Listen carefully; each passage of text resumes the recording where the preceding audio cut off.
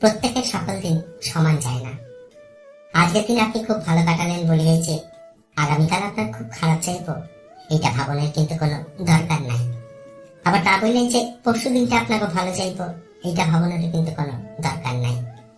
এই জন্যই পৃথিবীর দিন রাত সংগঠিত হইতাছে, একই সাগরে জোয়ার আর ভাটা হইতাছে।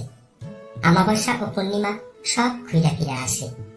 এই সকল কিছু মনেই কিন্তু শ্রীহরি সত্যনারায়ণ।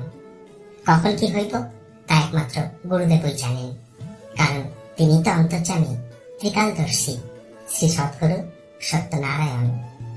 তাই নিজে কোনো কিছু নিয়ে চিন্তা না করিয়া সকল চিন্তা গুরুচরণে অর্পণ করিয়া দিয়া শুধু গুরুদেব প্রত্যত নামে মজিয়া থাকুন। নামই ভালো মন্দ সকল কিছু তরাইয়া লইয়া প্রারব্ধ হইতে পরিত্রাণ পূর্বক উদ্ধার করিয়া নিবে। জয় রাম, জয় গোবিন্দ।